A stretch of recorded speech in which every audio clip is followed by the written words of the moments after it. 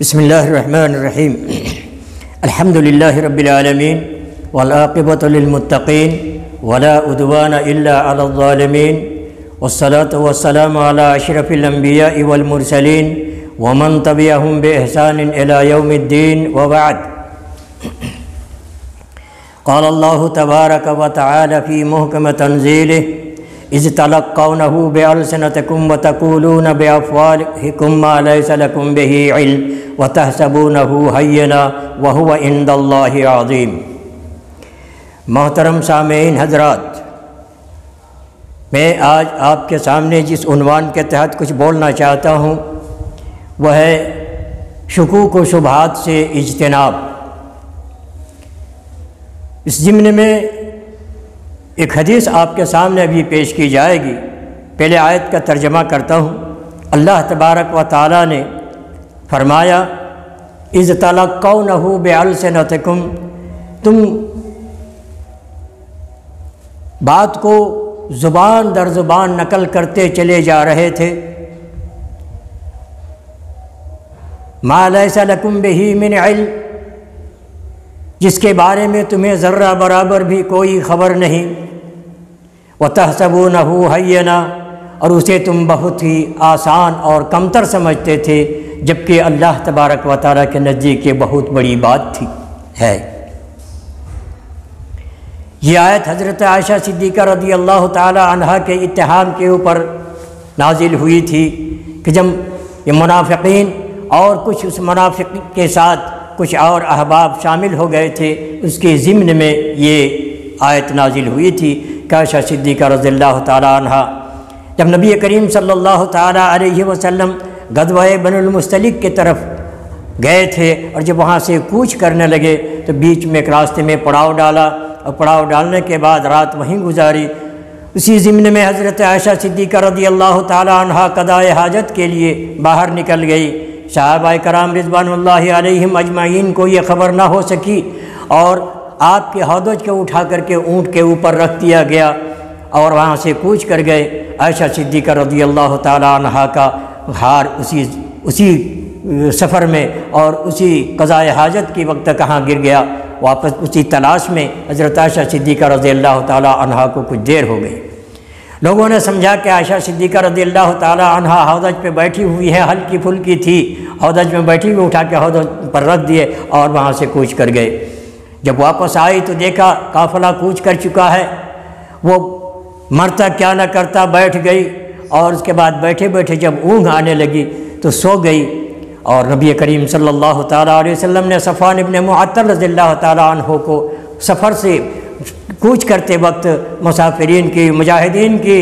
اور صحابہ کرام کے جو سامان چھوٹ جاتے تھے اس کے دیکھ بھال کے لیے کہ اس کو اٹھا کے گرا پڑا سامان اٹھا کر کے وہ لے آئے۔ صفوان ابن معطل رضی اللہ تعالیٰ عنہ صبح کے وقت جب جاتے ہیں تو دیکھتے ہیں کہ عائشہ صدیقہ رضی اللہ تعالیٰ عنہا لیٹی ہوئی ہے۔ زور سے انہوں نے انا للہ و انا الیہ راجعون پڑھا، اس کی آواز سن کر کے وہ اٹھی اور اس کے بعد اپنے چہرے پہ نقاب ڈال لی، بس اس کے علاوہ کوئی گفتگو نہیں تھی۔ لیکن منافق عبداللہ ابن ابی راس المنافقین کو یہ موقع مل گیا اور یہ اتہام ان کے اوپر لگایا۔ ان کے ساتھ اور بھی 3 آدمی شریک ہو گئے، حمنہ بنت جہش، مصعب بن اساسہ اور حسان ابن ثابت رضی اللہ تعالیٰ عنہ۔ اسی کے ضمن میں یہ آیت نازل ہوئی ہے۔ یہ کتنی معمولی سی بات تھی، شک و شبہ کی بنیاد پر حضرت عائشہ صدیقہ رضی اللہ تعالیٰ عنہ کے اوپر اتنا بڑا اتہام ہونے لگایا۔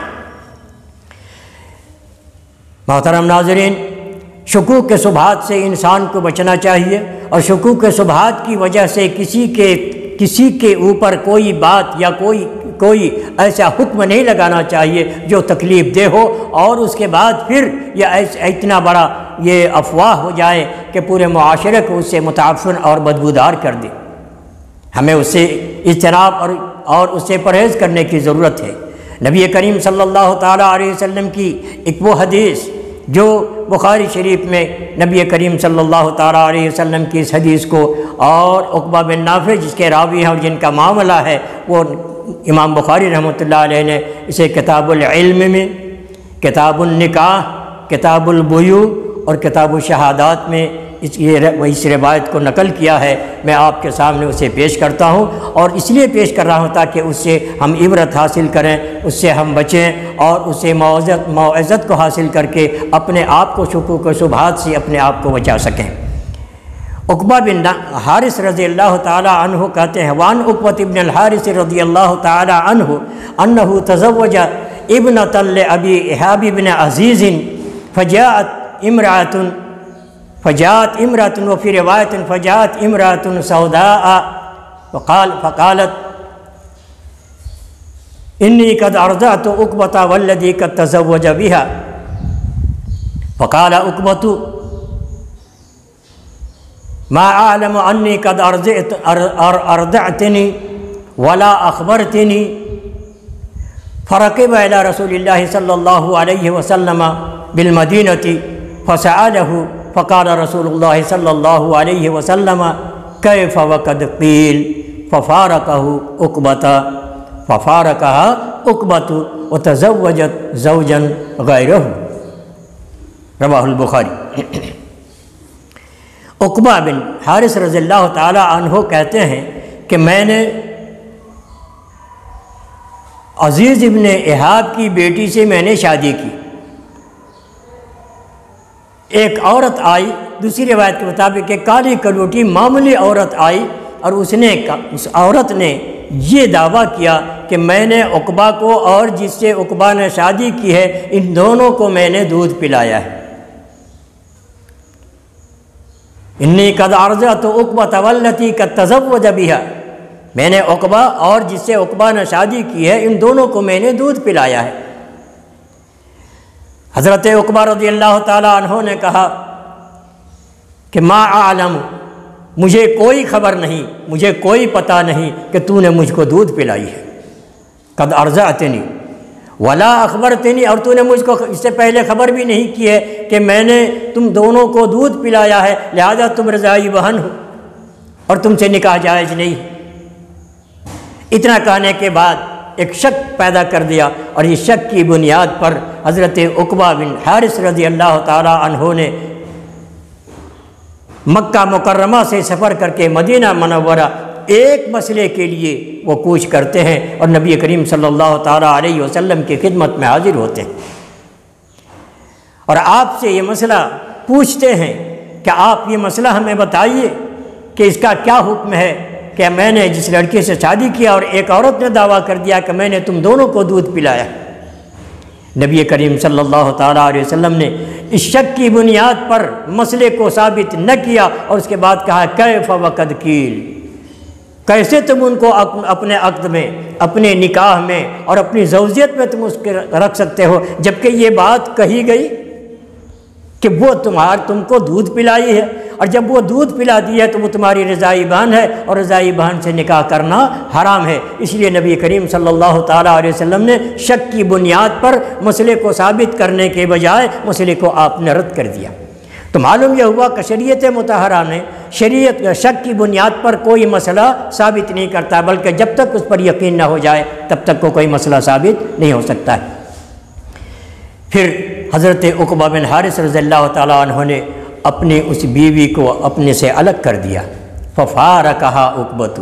حضرت عقبہ رضی اللہ تعالیٰ عنہ نے ان کو اپنے عقد سے، اپنی زوجیت سے ان کو الگ کر دیا، اور اس کے بعد پھر اس عورت نے، اس لڑکی نے یہ دوسرے شوہر سے، عقبہ کے علاوہ دوسرے شوہر سے اس نے شادی کر لی۔ اب یہاں ایک مسئلہ یہ ہے، اس سے یہ مسئلہ ثابت ہوتا ہے اس حدیث سے کہ عورت کے اس مسئلے میں عورت کی ایک گواہی کافی ہے، جبکہ شریعت مطہرہ میں ایک عورت کی گواہی معتبر نہیں ہے۔ جیسا کہ سورہ بقرہ میں اللہ تبارک و تعالیٰ نے فرمایا ہے کہ ایک مرد کے مقابلے میں 2 عورت کی گواہی ہوگی، اور نبی کریم صلی اللہ تعالیٰ علیہ وسلم نے فرمایا ناقصات و عقل و دین، وہ دینی اعتبار سے اور عقل کے اعتبار سے وہ کمزور ہیں، اور اس کی کمزوری کی وجہ سے ان کے مسئلے کو یہ الگ کر دیا جاتا ہے، یہ کیا کہتے ہیں اس کے گواہی کو اکیلے ایک عورت کی گواہی کو قبول نہیں کیا جاتا ہے۔ تو معلوم ہوا اس مسئلے میں معاملات میں اور دیگر معاملات میں جب تک 2 عورت اور ایک مرد نہ ہو تب تک وہ گواہی مقبول نہیں ہے، گویا کہ 2 عورت کی گواہی ایک مرد کے برابر ہے، لیکن کچھ مسئلے ایسے ہیں جس میں ایک عورت کی گواہی کو معتبر مانی جاتی ہے، جیسے ولادت کا مسئلہ، استحلال کا مسئلہ کہ بچہ پیدا ہونے کے بعد بچے نے آواز کی یا نہیں کی، کہ آواز کیے بغیر اس کا انتقال ہو گیا ہے، تو یہ ہے۔ تو اس مسئلے میں عورت کے اکیلے تنہا اور رضاعت کا مسئلہ، دودھ پلانے والا مسئلہ،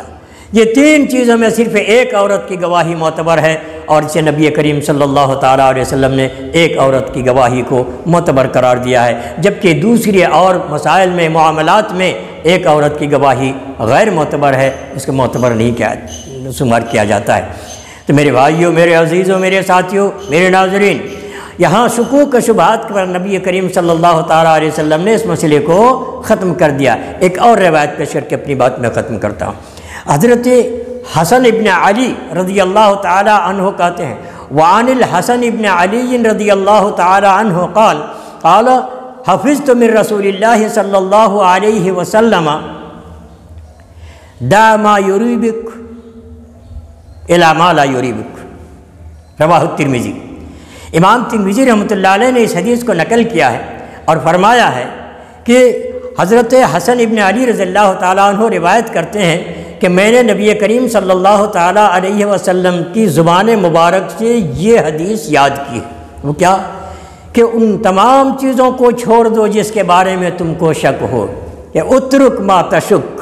چھوڑ دو جس پر تم کو شک ہو، الی ما تشک، اس مسئلے کی طرف، اس بات کی طرف جس میں تم کو کوئی شک نہ ہو۔ تو شک کی بنیاد پر کسی کو کوئی بات کہنا یا کوئی مسئلہ ثابت کرنا شریعت کے اعتبار سے جائز نہیں ہے۔ اللہ تبارک و تعالی ہمیں اس بات کی توفیق ارزانی عطا فرمائے کہ ہم شکوک و شبہات سے بچیں، اس سے اجتناب کریں، اس سے پرہیز کریں، اور کسی کے اوپر ہم شک کی بنیاد پر اتہام نہ لگائیں، کوئی بات نہ کہیں۔ اللہ تعالی ہمیں اس بات کی توفیق عطا فرمائے۔ اللہ تعالی ہمیں نیک عمل کی توفیق عطا فرمائے، جب تک زندہ رکھے، اسلام کی حالت میں زندہ رکھے، اور جب ہمارا خاتمہ ہو ایمان کی حالت میں خاتمہ ہو۔ وآخر دعوانا الحمدللہ رب العالمین۔